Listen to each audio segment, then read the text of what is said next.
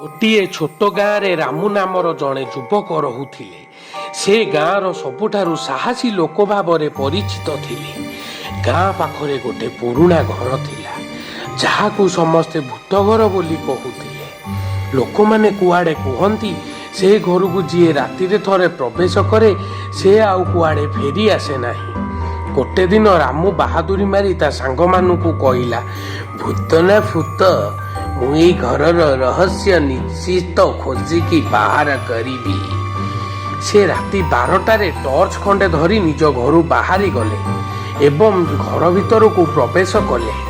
ଘର ଭିତରେ ଭୟଙ୍କର ନିରାପତ୍ତା ଥିଲା। ହଠାତ୍ ଉପର ମହଲାରୁ ପାଦ ଚାଲିବାର ଶବ୍ଦ ଶୁଣାଗଲା। Talk talk talk. ରାମୁ ଭୟ ପାଇଲେ, କିନ୍ତୁ ସେ ଆଗକୁ ଆଗକୁ ମାଡ଼ି ଚାଲିଲେ। ସେ ଯେତେବେଳେ ଦ୍ୱାର ଖୋଲିଲେ ଟର୍ଚ୍ଚର ଆଲୋକ ହଠାତ୍ ବନ୍ଦ ହୋଇଗଲା। ତାପରେ ଅନ୍ଧାର ମଧ୍ୟରୁ ଗୋଟିଏ ଥଣ୍ଡା ସ୍ୱର ଶୁଭିଲା, ତୁମେ ଏଠାକୁ ଆସିଛ କାହିଁକି?